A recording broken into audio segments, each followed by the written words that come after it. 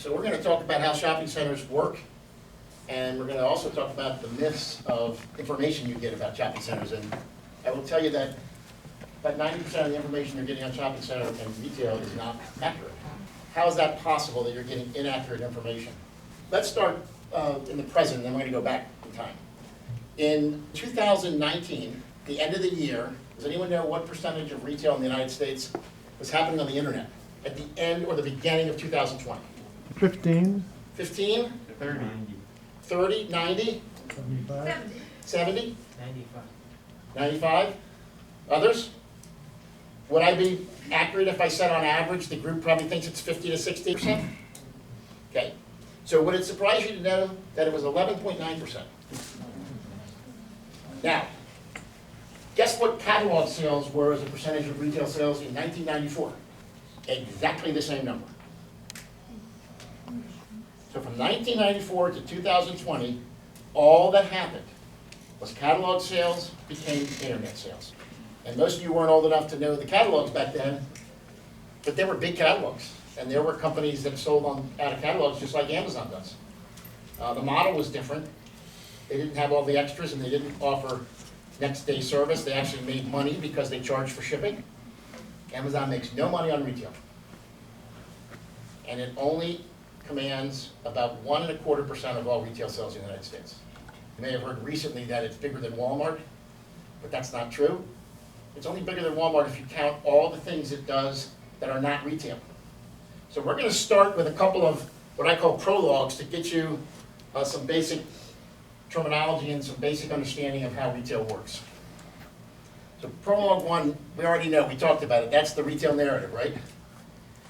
It's an apocalypse, and that is what shopping centers look like, right? We've all seen that a million times, right?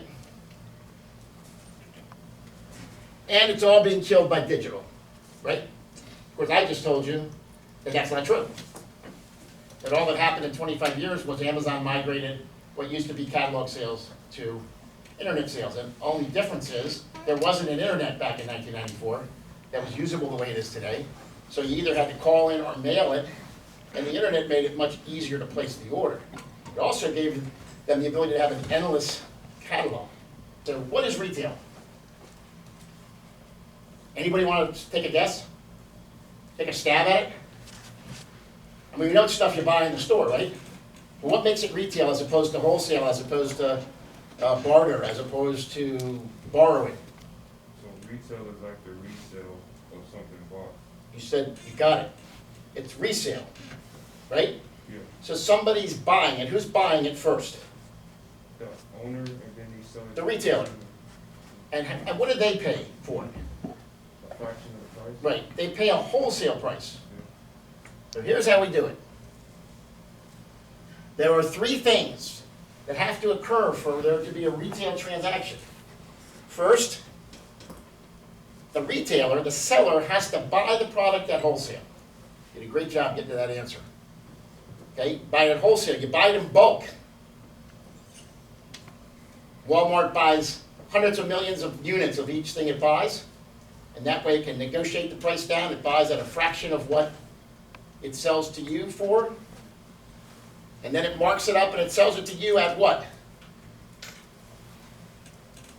At retail. Retail is the full price. The price you can buy one unit at after the retailer buys it in bulk and breaks it down. Make sense? Okay? But that's not all. Anybody work in retail? So if you work in retail, you know this. The two things that determine whether a retailer is profitable or not are, one, the margin. You know what the margin is? What's the margin? It's the excess profit. It's the difference between the wholesale price and the retail price. He bought it for $1, he sold it for $1.25, the margin is 25%. Right? He made 25% of what he paid for it. And what determines then whether you got to get 25 cents? What determines whether you're going to be profitable? Operating costs. And what's the biggest operating cost? Labor. So the third and most misunderstood part of retail is the customer provides the labor. Right? You go to a store, you walk in the store, these days, how much help do you get? Not a lot. What's the chance you're gonna get any help at a grocery store? If you don't ask, you're never gonna get help, right? The only place you're gonna get help maybe is at the deli counter, right? And when you go to check out these days, what do you encounter at the checkout? Self-checkout. Why is there self-checkout that wasn't there 10 years ago? Because they're cutting labor costs. So, essential to retail is you do all the work. And it used to be you did all the work picking stuff off the shelf and putting it in your cart and then putting it in your car. But now they even have you doing the checkout. Most expensive labor in a store is the checkout person. So they transfer it to you, and they make the bet that they're going to save more money on the people they don't have to pay to check you out than they're going to lose in shrink. You know what shrink is in retail? Shrink is stealing. Shrink is inventory that gets eaten up without getting sold. It's stalled, it spoils, whatever, okay? So that's the three things you have to have for retail. So when you have someone picking an order for you at a store, is that really retail? When you order curbside pickup and someone is in the store going aisle by aisle picking your order into 9 bags, it's not really retail, is it? Someone's doing it for you. When it shows up at your house, you're not doing any labor, right? Okay, it is technically retail, but it's not following a profitable retail model when the customer doesn't do the labor. And all through history, very few retail chains are profitable if the customer doesn't do the labor unless they charge for the labor that they substitute. So in the old days when the catalog business was there instead of the internet business, they always charged shipping and handling, and it averaged about 25% of the sale price. So when Amazon doesn't charge you that, there's about 25% they're not getting. And what are they increasingly doing these days? Raising prices, right? They're burying the shipping cost in there so they can actually try to make money. Because you just can't do it without, you can't provide the labor and make money in retail. All right, next prologue. What is retail? How big is retail? Well, in the United States, retail is a $5.5 trillion a year business. That is what's sold at retail. That represents about 24% of the US economy, but if you add in the manufacturing, the construction, the operation, the shipping, all of it comes to about 75% of the US economy. And that's the rate retail grows at annually and has over the last 50 to 75 years. 4.5% a year. Doesn't sound like a dying business to me, does it? See that dip? The only time in that 50, 60 year period that retail took a substantial dip was during the Great Recession. And when you see a dip like that in a retail chart, what does that tell you? People are really hurting. Because it won't dip that far unless people can't afford to buy things they need. Okay, so when you see a dip like that, people are suffering. And what was happening during the Great Recession? People were losing their houses, right? They were moving in with friends, losing jobs. We had really high unemployment. We had a recession greater than the recession of 1929 that preceded the Great Depression. And so you had a dip like that when you have literally cutting into the bone of what people need to survive.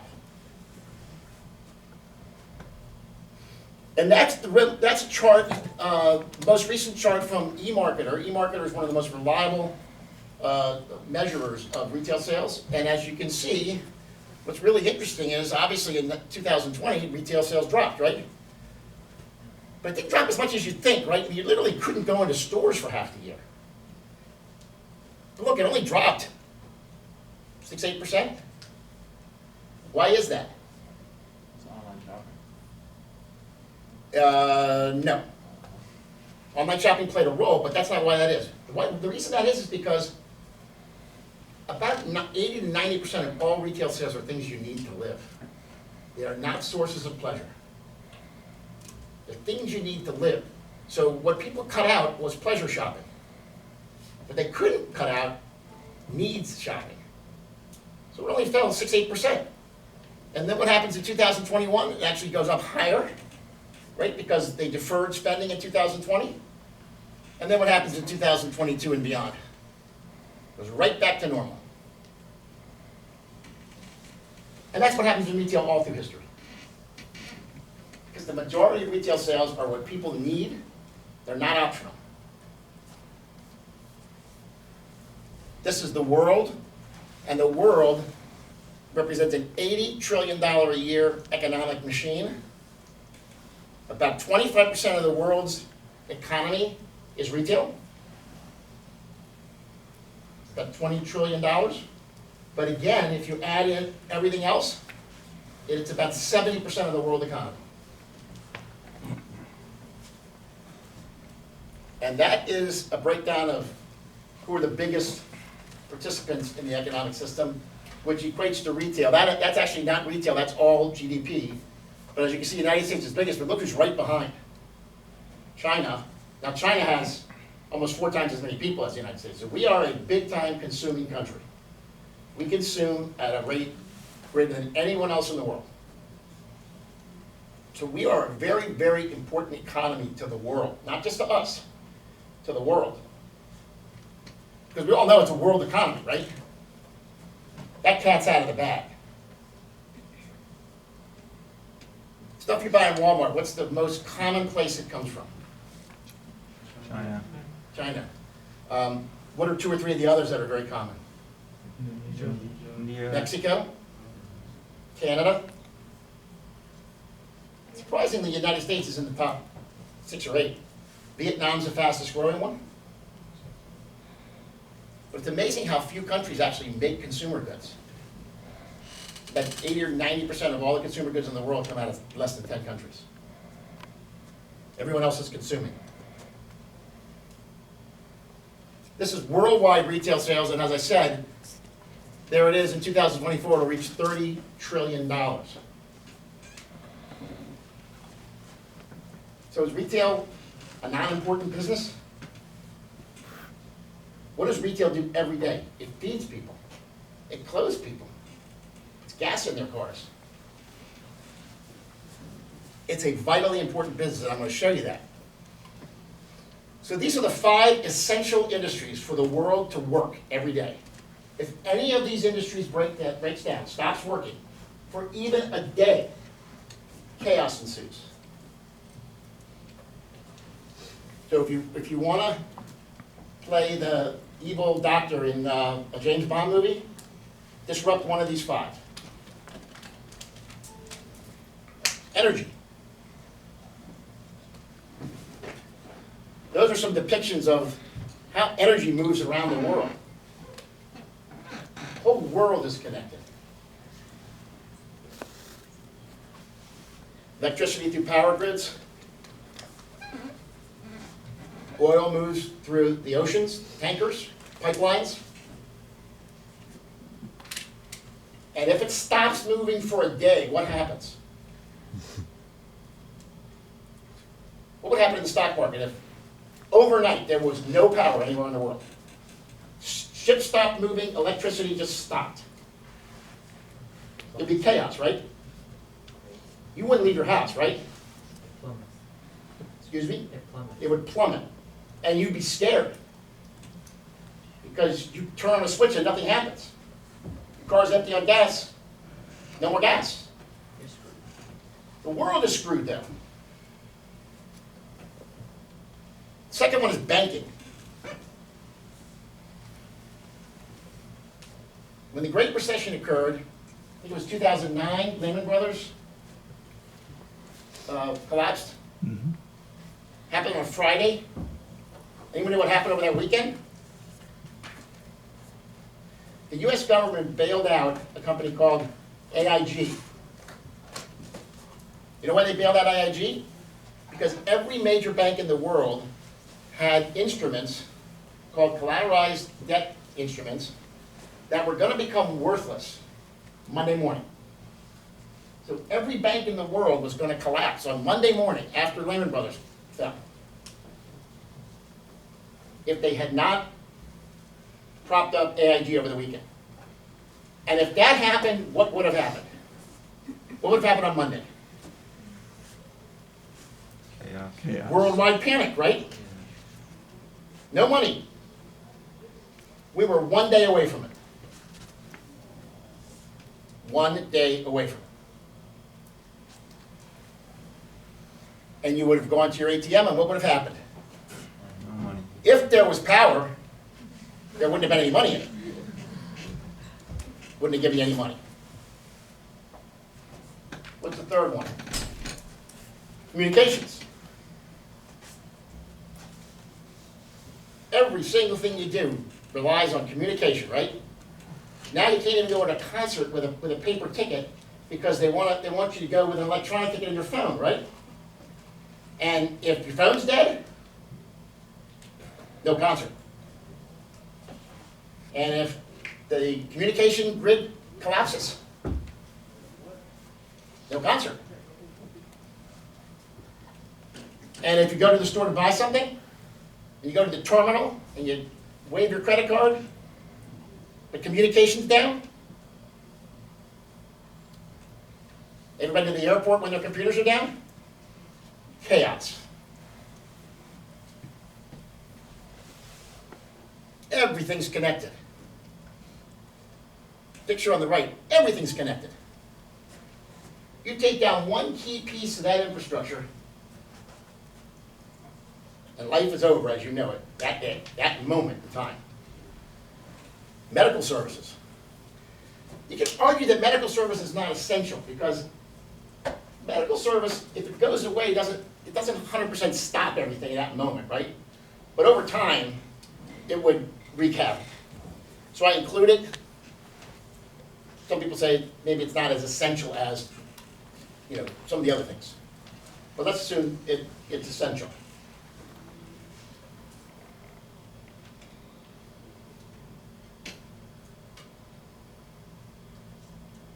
And finally, retail. Because what would happen if every store tomorrow was closed? Indefinitely. Can't buy anything. Couldn't get anything.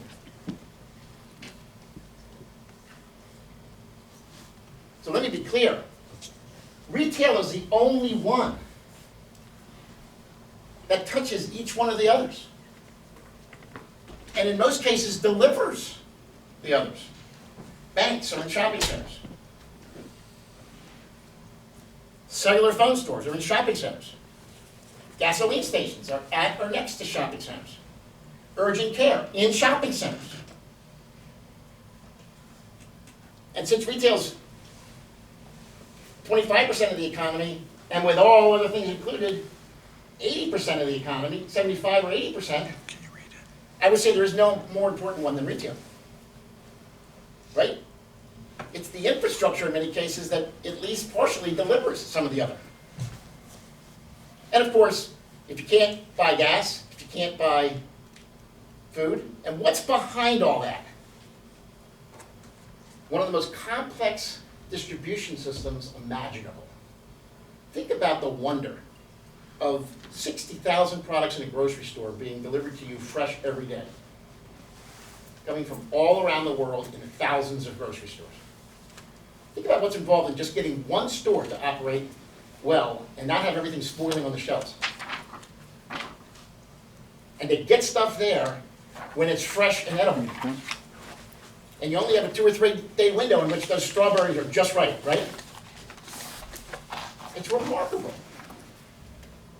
This is not an unimportant, silly industry. It's probably the most important industry in the world.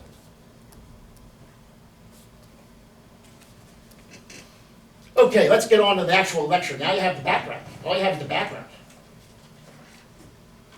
So here's how shopping in the United States evolved. So before the 1950s, there were downtowns. Before there were downtowns, there were rural crossroads, and at the crossroads there were general stores, And over time, as cities got bigger, general stores morphed into department stores.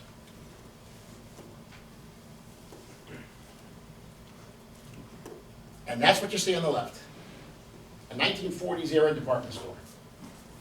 If you wanted to buy stuff in the 1940s and 50s, you had to go downtown. What was the big downtown department store here that they're now building a building that's named after? Hudson's. Some of these department stores got as big as 900,000 square feet. And there's a name for them. The name for them is a term of art that if I hadn't learned from a friend of mine who's 80 years old and lives in Santa Fe, New Mexico, and started at JCPenney in 1966, I would never have been able to put this lecture together. They were called full-line department stores. And full-line department stores carried everything. If you go back and look at Sears, Sears once had a tagline that said, "Sears has everything." Anybody remember that? You guys are too young for that, but that was literally the tagline of Sears. Sears has everything. Sears was also the largest catalog company in the country back in the 1960s and 70s. It was the Walmart of its era. And there were well over 100, 150 independent department stores that were homegrown from all over the country. They were full-line department stores, and they had over 100 departments in most of them. Literally the Walmarts of their day. And they were in downtowns, and when you go to the second picture, they became the backbones of the regional malls in the United States back in the 1960s. And what precipitated that? What caused us to build 3,000 malls? What didn't exist before those 3,000 malls were built? An interstate highway system. It was the building of the roads during the Eisenhower administration in the 1950s that created the mall era of shopping. Because once they started building roads, people could leave the cities. They could buy cheaper land, they could build bigger houses. Once they started leaving the cities, they needed the same services that were in the cities. And eventually you get to the modern grid you see today. And pretty much everything you see today in terms of roads and infrastructure didn't exist before 1955. So the shopping center industry is less than 75 years old. It's a very young industry. And we built 3,000 of those in the middle. And then starting, when I got into business in the mid-'80s, but actually before that, we started to build what you see on the right. Looks a lot different than a regional mall, right? Because what that is a power center or a modern day shopping center. And what each box in that shopping center, what does it represent that used to be in the mall, and particularly in the department store? Each store in there represents, except for a general merchandise store, except for Target or Walmart, each store represents what used to be a department in a department store. Those shopping centers deconstructed the department store. Nick, couldn't you argue that even before the big boxes, the shop retail inside the mall was really the beginning of the deconstruction of the Yes, department that was store? the beginning, so that gets a little bit into the weeds, but, so you had department stores, and then when the developers, and this gets a little complicated, but basically the way that a mall was built was, the department store picked where it wanted to go, they picked the developer. The developer gave them free land, money to open the store, and the right to own their own store. So if there were 3 department stores, each of them owned their own store. All the developer got was everything between the stores. So they had a powerful incentive to build smaller stores, which is where they made their profit.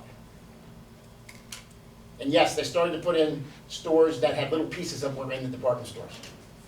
And that is kind of the beginning of it, but it really got going when this model was adopted. We're the only country in the world that has this model on the right, as the backbone of its shopping system. And the reason for that is because we're the only country in the world that built the kind of road system we built and has free transferability of land and relatively unrestricted zoning. And I could spend a lot more time with you. I've taught in Egypt where the army owns all the land. And the only land that comes available for development is released by the army. And we can spend a lot more time. So That's how the department store started. That little thing, Golden Rule on the left, that's the original JCPenney store in Wyoming. Turned into that store. Sears has everything. Largest retailer in the world. And these are some of the really famous department stores around the country, but there were a couple hundred of them. Look how big they were. Look at Famous Bar, that's a St. Louis. It's probably an 800,000 square foot building. Sold everything. Probably ran the catalog from in there also.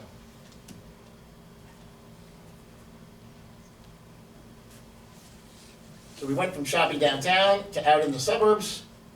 We built those, right? We just went through that. And then it was killed by, I left something out. So, in 1959, a drugstore in Washington, D.C. was competing with another drugstore across the street. And the drugstore across the street, which is a small chain called People's Drug, today part of CVS, lowered the price on some vitamins. The vitamins came from a company called Park Davis.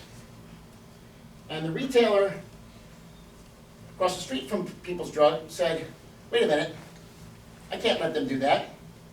I'm going to drop the price lower. And when they dropped the price lower, what did Park Davis do? Cut them off. Because until 1960,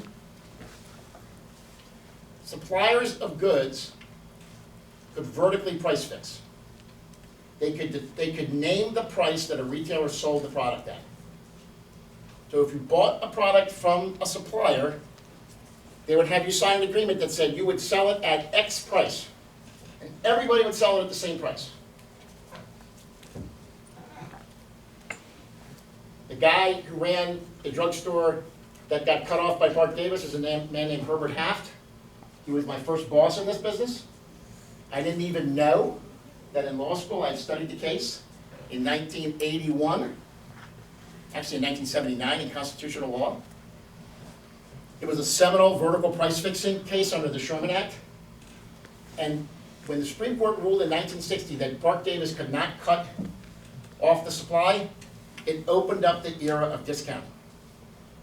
Without that case, you would never have had Walmart.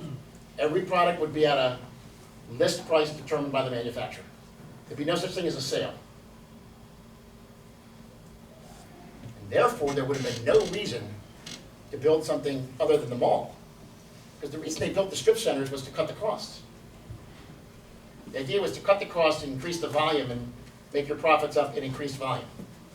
And the consumer benefited. And by the way, that case, it was overturned in a 5-4 decision by the conservative wing of the Supreme Court 7 years ago. And that's why if you go to Walmart today, you'll find products that are exactly the same price as at CVS and Walgreens, because there are certain products that they feel they have to carry where the manufacturer determines the price. You shouldn't be happy about that Supreme Court case. It's an anti-consumer decision that ultimately raises prices. Their logic was the illogic that consumers had enough choices. But of course, what choice do you have if you gotta buy a certain product and the manufacturer dictates to everyone it sells to that it has to sell at a certain price, and they could do that today. So Park Davis was overturned about 7 years ago. Without Park Davis, we wouldn't have had this. And with this, it caused that, and with that was a devastating influence on department stores. So that's a mall in suburban Virginia, in Fredericksburg, Virginia. It's a 1,000,003 square foot mall built in the 1970s. And this is what it looks like today. Can you find the mall? There's almost 4 million square feet of retail around that mall today. So would you think the mall is very healthy? Department store sales dropped like a rock.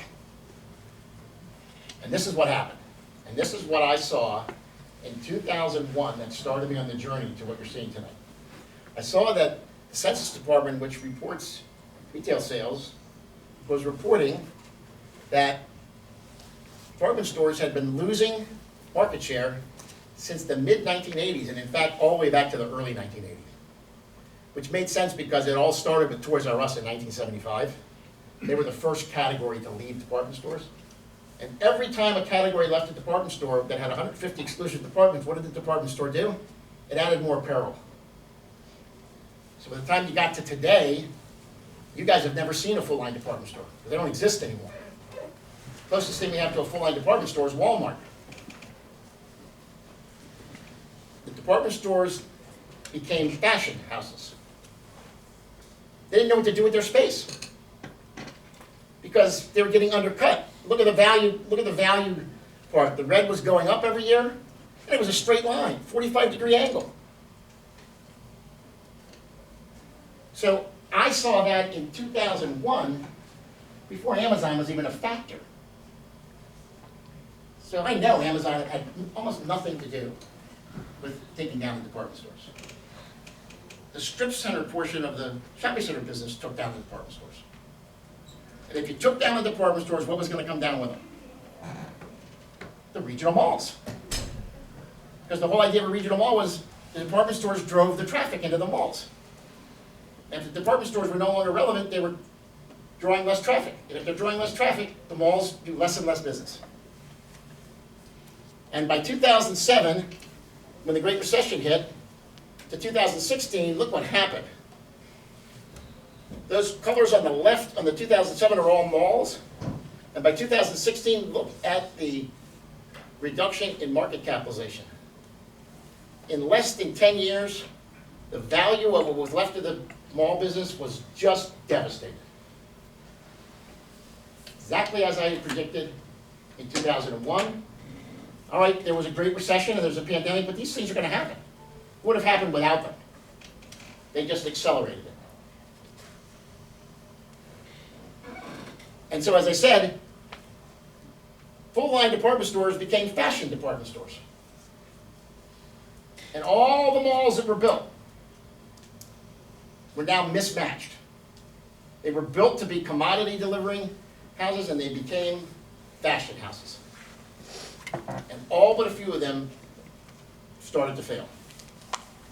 So, out of that comes how retail works now, 2021. Here's how it works.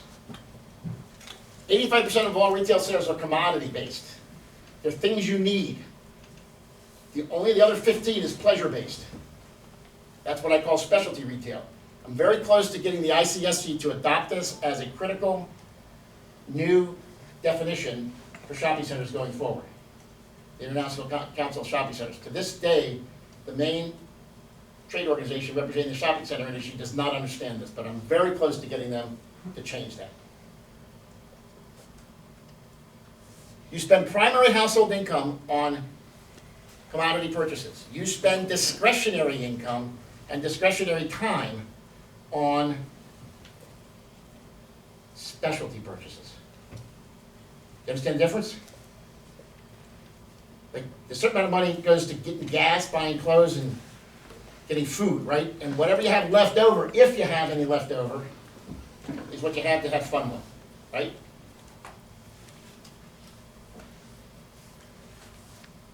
And within commodity retail, you're making choices every day between price and convenience. The two major factors that determine where you buy are price and convenience. You trade convenience for price. You pay for convenience. But it's much more sophisticated than just price versus convenience, because every one of those, from the 7-Eleven up to the drugstore, to the grocery store, to Walmart, all the way up to Costco, they don't just change the price, they change the quantity, they change the brands, they change the amount you buy. Ultimately, you're paying less per unit. Highest price per unit is on the left, lowest price is on the right, but it's not a one-for-one change. The number of SKUs or shopkeepers units or number of products in the store changes. So it is an extremely sophisticated game they play on how they change the merchandise. And that's why retailers are very rarely successful at getting into another business, because it's too hard to understand the other business. I used to put Amazon on the bottom.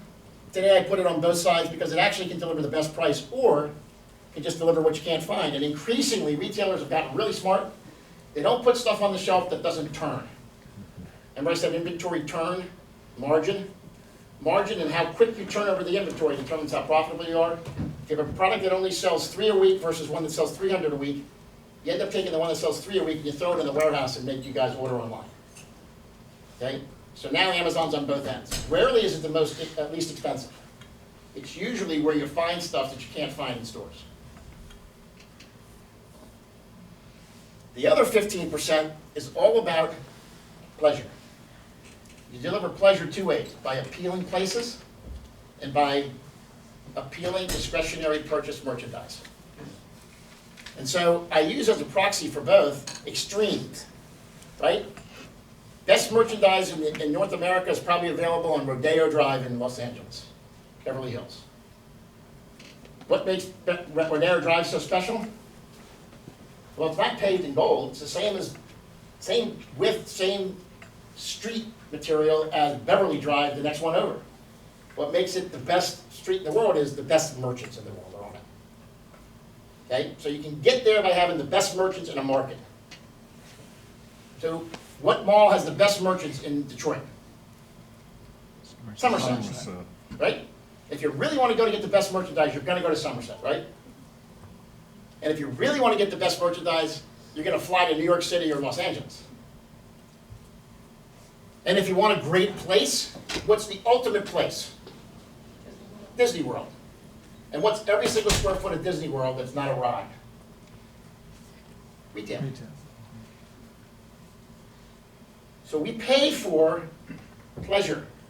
We derive pleasure by pleasureful places and pleasureful purchases. Completely different than what you do at a Walmart, or a grocery store, or a convenience store.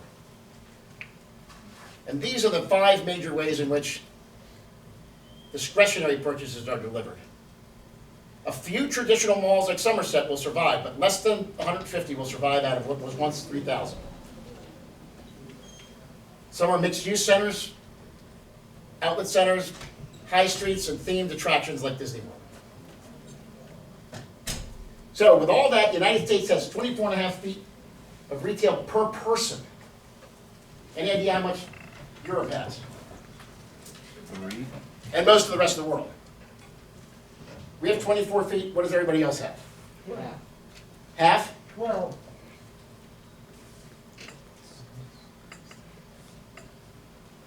4.5. So we're going to run way over. So if any of you have to go, feel free to go, but we got a little further to go here. So they have a fraction of what we have. And the difference is, we have all that. You don't find that around most of the rest of the world. And there's many reasons for it. It's not just culture. It's availability of land, zoning, tax structures. I could spend a whole afternoon just telling you about why our system encourages development and the rest of the world doesn't. So we build things like this that look like that at night. The rest of the world still has high streets. All right. We're at the end. I'm going to go through this real fast for you guys. It's not as important to you, but if you're in the shopping center business, it's growing now at a fraction of what it did for the last 60 years. A lot of people are leaving the shopping center business part of shopping centers because there's not as many shopping centers being built. But that's not because there's problems with retail. That's because we've built a mature industry. So I'm going to show you from malls to strip centers and now to where we are now, and this is how it looks graphically. That's mall construction in millions of dollars of construction. Peaked in the mid-1980s. That's strip center construction, power centers, which peaked in the early 2000s. This is other, which is actually too high. I'm going to be revising this chart downward. That's what that's what it looks like when they're all together, what does it show? The top line shows we're at less than half of the rate of construction, and that's also too high. We're actually at less than a third the rate of construction we were for the last 50, 60 years. When we add it all together, that's what we got, and that again is too high on the right. I'm going to be adjusting that. So it's no longer a construction business. It's an efficiency business. But that doesn't mean retail sales aren't going up. That just means that the infrastructure is built. So what's happening is, we're now at the point where the rest of the malls are coming out of service. They were made obsolete 30 years ago. They're just finally coming out of service. They're very complex legal and property vehicles. And we don't need to build a lot of strip centers anymore, except where we have population growth. So we built one industry, we replaced it with another, and now we don't have to replace it again. It has nothing to do with the internet. Almost nothing. Okay, I'm going to run real quickly through the internet. This could be a whole day class. These are articles from 2012 and 2016, basically saying that internet shopping is replacing stores, right? We've all read these, right? That's the New York Times and the Wall Street Journal from 2012 and 2016. I'm going to cut right to the end here and show you that as of the beginning of the pandemic, 10.9% of U.S. retail sales, you need, I want to show you something real quick, just so you know. yeah, 10.9% of sales were online. Oh, okay, thanks. That was what was happening on the right. The red was the rate of growth of internet sales, and the blue was total internet sales. Okay, 10.9%. I want to go back one slide. Amazon's share of it was about 1%. Spiked up to about 1.75% during the pandemic, and internet sales grew from 10.9 to about 15%.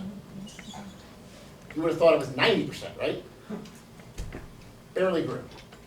We grew 40%, but not a big percentage. And there's reasons for that. So this is a more recent chart from eMarketer, now predicting what sales will be after the pandemic effect. And guess what? If you go back and look at the other one, and we don't really have time, but the red line is ending exactly where it was before the pandemic. Internet sales in 2023, they're projecting will be exactly where they projected they would be in 2019. The up and the down and the evening will have completely washed out everything that you've experienced in the last 24 months by 2023. And that's from the most reliable independent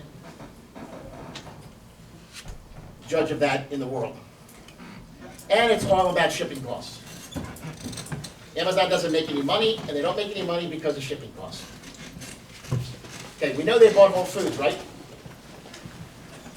At the time they bought Whole Foods, there's what they had in stores, but here's where they were in percent. See that little blue on the right, bottom right? That's the percentage of the grocery business that the internet had in total at the time of the merger. And just to be sure, Whole Foods had 1.4% of the U.S. grocery market. Amazon, 1.1%. Together, 2.5%. A rounding error.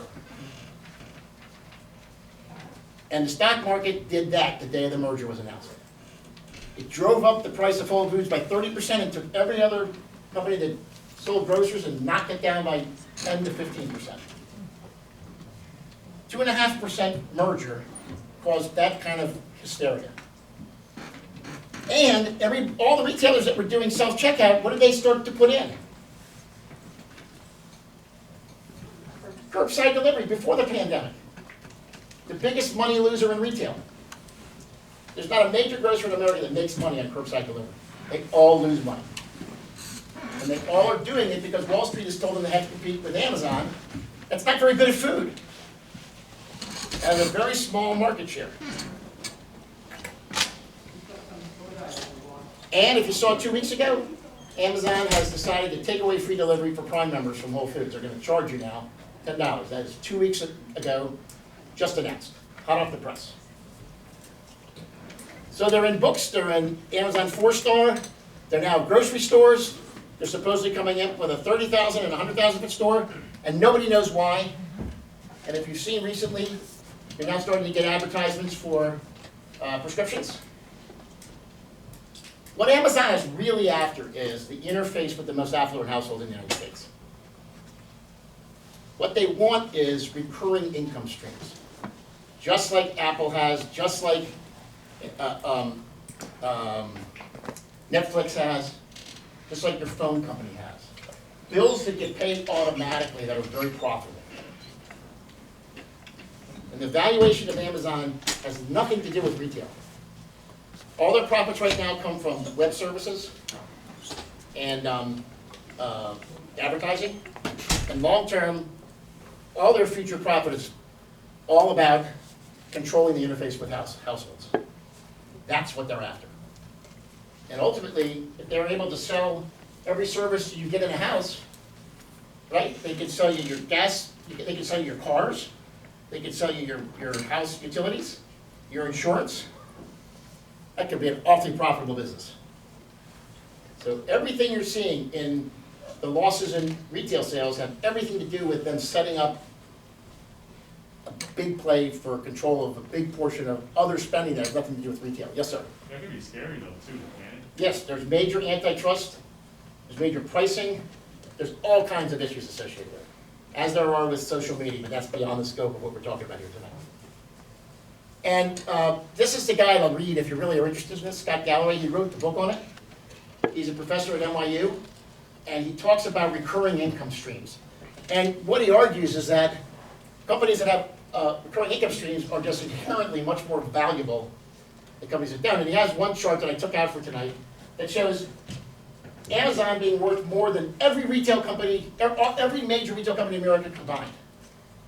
And of course that's a silly comparison because, you know, if you're being valued on the ability to have recurring income streams forever compared to a vital service like Walmart, they're apples and oranges. There's only a few businesses in the world that can be as profitable as Apple and Facebook and so forth. That's what he argues. It's all about share of households. There's the chart I was telling you. Amazon worth more than TJ Maxx, Home Depot, and Walmart combined. Okay, I'm going to skip through this, but this is really important to know. And we're going to run out of time here because there's a classic here. But the U.S. retail economy is now being bifurcated between the haves and the have-nots. So here's the important things to know. That's the share of income and wealth controlled by the top 1% in red. Blue is that controlled by everybody else. And here's what I think is the most important. 70% of Americans have less than $5,000 in savings today. If you have less than $5,000 in savings, you don't have credit cards. If you don't have credit cards, you're not buying on Amazon. You're buying everything in cash, and that is borne out by the following. The single fastest growing retail industry in America is dollar stores. There are 34,000 today. It will grow over the next 9 years to 52,000. 80% of what dollar store sells are commodities, consumables, and they're the most inefficient pricing model of all, geared towards the poorest people. And this is a distribution of their stores. California, we have 33,000 stores. California only has 200 Dollar General stores. California, I was talking to the owner of a boutique grocery store in San Diego yesterday and told him this number, and he about hung up the phone. He just couldn't believe it. It means that there's going to be so many dollar stores coming to California in the next 10 years, it's going to blow your mind. Dollar Tree, one chain, is going to open 450 stores between now and the end of the year, and 1,500 stores next year. You do the math, that's about 4 stores a day. So we are now living in a world where we have rich and we have everybody else. And pretty much every store that's opening does over 50% of its sales in cash. Every one of these does 50% or more in cash. And every one of them has a very small or non-existent internet presence because they lose money on the internet. Okay, this we're going to go through real quick. These are the major influences on retail going forward. We've already talked about it. We'll continue to buy in strip centers, but we're not going to build them as fast as we used to. Cheap fashion.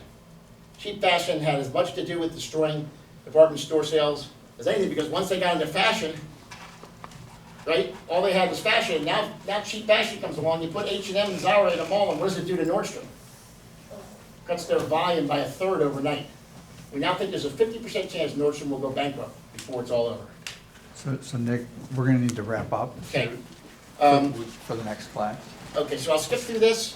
I just want to show you one last thing. Social media, but more importantly, in the next 25 years, there will be more technological change than in human history. In your lifetime, there will be more change in the next 25 years than in all of human history before. It will have a dramatic effect on retail. So look for things like 5G phones. Population's going to explode at the same time. Blockchain technology, 3D printing, artificial intelligence, bullet trains that connect cities, New York and Washington, in 45 minutes. And then I'm going to just show you one last thing and we'll be done.